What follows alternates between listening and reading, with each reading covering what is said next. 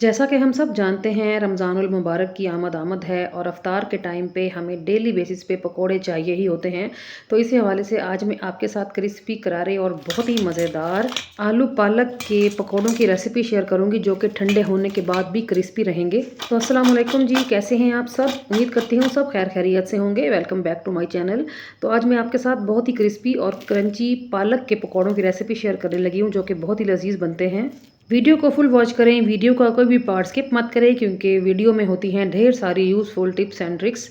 तो चलिए चलते हैं अपने किचन में और सीख लेते हैं कि हमने इतने मज़ेदार से क्रिस्पी पकौड़ों को किस तरीके से बनाया है। बिस्मिल्लाहिर्रहमानिर्रहीम। तो यहाँ पर मैंने एक आलू लिया है बड़े साइज़ का। अगर आपके पास छोटे साइज़ के हों तो फिर आप 2 ले सकते हैं। आलू का छिलका निकालने के बाद हमने इसे ग्रेटर की मोटे होल वाली साइड से ग्रेट करना है। ग्रेट इसलिए करेंगे ताकि हमें आलूओं के लच्छे मिलें और जिससे हम पकौड़े बनाएंगे तो हमारे पकौड़े जो हैं वो बहुत ही क्रिस्पी और लच्छेदार बनेंगे। तो आलू ग्रेट करने के बाद जो हमें आलू के लच्छे मिलेंगे इनको हमने 2 से 3 मरतबा खुले पानी से धो लेना है ताकि जो आलू का स्टार्च है वो निकल जाए और आलू के जो लच्छे हैं उनका रंग भी ख़राब ना हो, यानी कि वो काले ना पड़े। ठीक है। तो यहाँ पर आप देख सकते हो ढेर सारे लच्छे हमें मिल चुके हैं आलू के। अब हम इनको अच्छे तरीके से 2 से 3 मरतबा खुले पानी से धो लेंगे।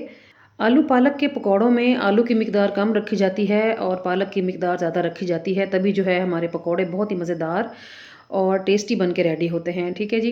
तो यहाँ पर आप देख सकते हो मैंने आलू के लच्छों में पानी डाला है, तो पानी का कलर देखें कैसा हो गया है। तो इसी तरीके से ही हम इसको 2 से 3 मरतबा पानी से धो लेंगे। ठीक है। और यहाँ पर मैंने पालक की एक गट्ठी ले ली है, उसको मैंने 2 बंचेस में डिवाइड किया है। तो यहाँ पर मैंने एक बंच लिया हुआ है, इसकी जो मोटी डंडी वाली साइड है उसको हम छुरी से काट के अलग कर देंगे और बाकी पत्तों वाली साइड को हम चॉप करके पकौड़ों में डालेंगे। ठीक है। यहाँ पर मैंने पालक को अभी तक वॉश नहीं किया, पहले मैं पालक को चॉप कर लूँ फिर मैं इसको वॉश करूँगी। इसके अंदर बहुत ज़्यादा मिट्टी और बहुत ज़्यादा डस्ट होती है, तो इसको आपने अच्छे तरीके से 4 से 5 मरतबा खुले पानी में धोना है। ठीक है। तो यहाँ पर मैं पालक को चॉप कर लूँ। पकौड़ों की आज की इस रेसिपी में मैं आपको पकौड़ों के लिए प्री मिक्स बनाना भी सिखाऊंगी। आप ढेर सारी मिकदार में प्री मिक्स बना के रख सकते हैं ताकि माह रमज़ान में आपको आसानी रहे। प्री मिक्स बना होता है तो टाइम की बचत हो जाती है, फिर जितना भी ज़रूरत हो उतना आप पकौड़ों में डालें और बाकी का फिर से सेव करके रख सकते हैं। ठीक है। तो यहाँ पर मैंने पालक की कटिंग कर ली है, चॉपिंग कर ली है। इसको शिफ्ट करूँगी बड़े से बाउल में और ढेर सारा पानी डाल के इसको भी हम 5 से 6 मरतबा खुले पानी से धो लेंगे ताकि इसके अंदर जो भी मिट्टी जो भी डस्ट वगैरह है वो निकल जाए। ठीक है जी। और अब हम बनाएंगे पकौड़ों का प्रीमिक्स। मैं इतना ही बना रही हूँ जितनी मुझे आज की ज़रूरत है। ठीक है। उस हिसाब से मैंने एक बाउल के अंदर लिया है 1 कप बेसन। बेसन फ्रेश होना चाहिए और आधा कप मैंने ले लिया है चावल का आटा। चावल का आटा बेस्ट ऑप्शन है। अगर आपके पास चावल का आटा ना हो तो फिर आप आधा कप के बराबर इसमें कॉर्नफ्लोर भी शामिल कर सकते हैं। 2 टेबलस्पून डालेंगे साबुत सूखा धनिया, आधी चम्मच डालेंगे अजवाइन और आधी चम्मच मैं इसमें डालूंगी लहसुन का पाउडर, आधी चम्मच मैं इसमें डालूंगी अदरक का पाउडर और शामिल करेंगे कुटी हुई लाल मिर्च, नमक, धनिया पाउडर, ज़ीरा पाउडर,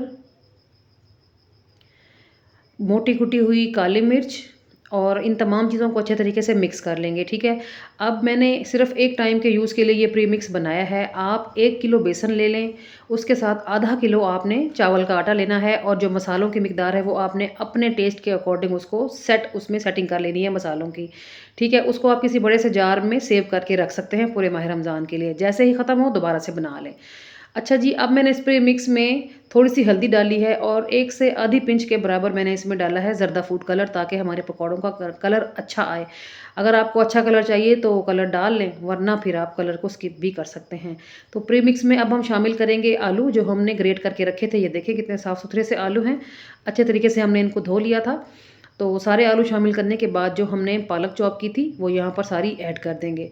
तो अभी मैं इसमें पानी शामिल नहीं करूँगी। अभी इस प्री मिक्स के अंदर आलू और पालक को मिक्स करके मैं 10 से 15 मिनट का रेस्ट दूँगी ताकि सब्जियों ने जो भी पानी छोड़ना हो वो छोड़ दें। जैसे ही मसाला सब्जियों को लगेगा ना, ख़ास तौर पर नमक वगैरह, तो सब्जियों से पानी निकलेगा।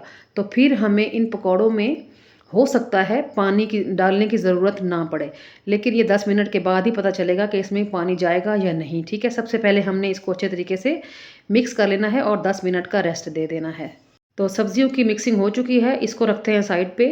और मैंने तकरीबन इसको 14 से 15 मिनट का रेस्ट दिया था। तो टाइम पूरा होने के बाद यहाँ पर मैं आपको दिखाती हूँ, कुछ ऐसी कंडीशन हो गई है हमारे पकौड़ों के मसाले की। ये देखें, ऐसे लग रहा है कि हमने पानी इसमें डाला है, लेकिन पानी हमने इसमें बिल्कुल भी नहीं डाला।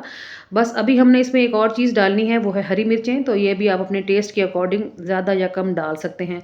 अब मैं इसमें सिर्फ पानी का एक छट्टा लगाऊंगी। 2 से 3 टेबल स्पून ही मैंने इसमें पानी डाला है, ताकि पकौड़े जो है वो बनाना आसान हो जाए। और बाकी सारा पानी वही है जो सब्जियों ने छोड़ा है, ठीक है। तो यहाँ पर आप देख सकते हो पकौड़ों का जो मसाला है वो बेहतरीन तरीके से बाइंडिंग में आ गया है, ये देखें।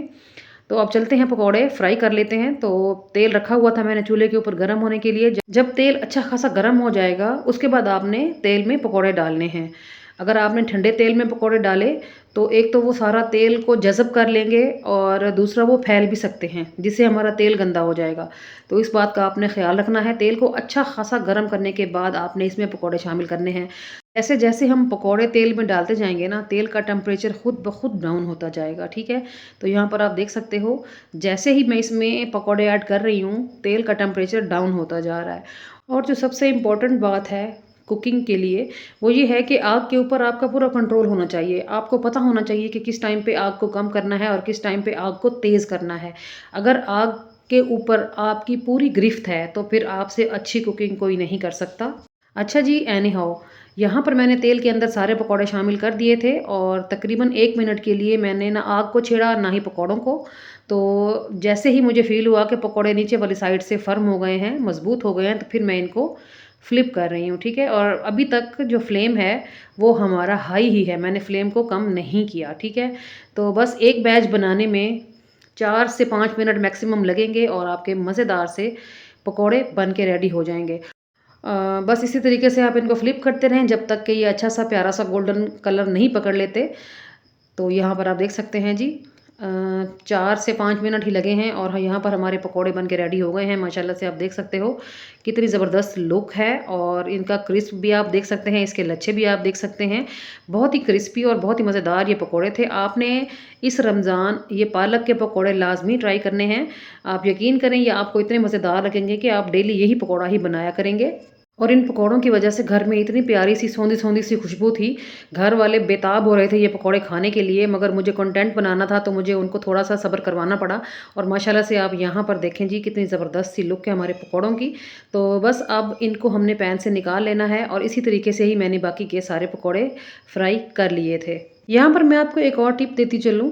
आप कोशिश किया करो कि आपका जो पैन है ना, जिसके अंदर आप पकौड़े बनाएँ, वो थोड़ा-सा मोटे पैंदे वाला हो।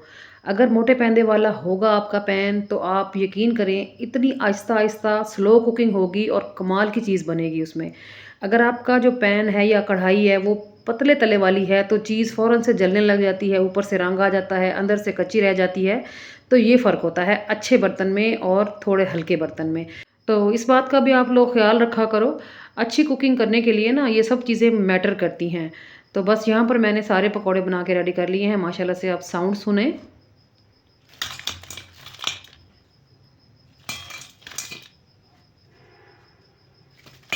माशाल्लाह, कमाल।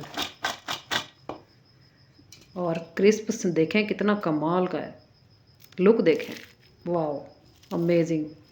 तो है ना पकौड़ों की अमेजिंग रेसिपी, लाजमी ट्राई करनी है आपने ये रेसिपी। मुझे उम्मीद है आपको ये पकौड़ों की रेसिपी बहुत पसंद आने वाली है।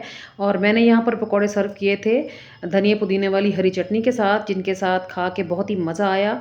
और यहाँ पर देख सकते हैं आप कितना लच्छेदार पकौड़ा है माशाल्लाह से। तो इस स्टेज पर ये ज़रूर बताते चलें कि आपको मेरी आज की रेसिपी कैसी लगी है। मुझे उम्मीद है अच्छी लगी होगी। अगर अच्छी लगी है तो प्लीज़ वीडियो को लाइक और शेयर करें, और साथ चैनल को भी सब्सक्राइब कर दें। और ये मस्ट ट्राई वाली रेसिपी है, लाजमी ट्राई करें। जब भी ट्राई करें तो फीडबैक दें, और साथ ये भी बताना है आपने कि आपने मेरी इस रेसिपी को दुनिया के किस कोने से बैठ के देखा है, ताकि मैं आप सब लोगों का दिल की गहराइयों से शुक्रिया अदा कर सकूं। तो ये थी मेरी आज की अमेजिंग रेसिपी। चलती हूँ, कल फिर मुलाकात होगी किसी और शानदार और फ्रेश रेसिपी के साथ। तब तक ओके जी, अल्लाह हाफिज़।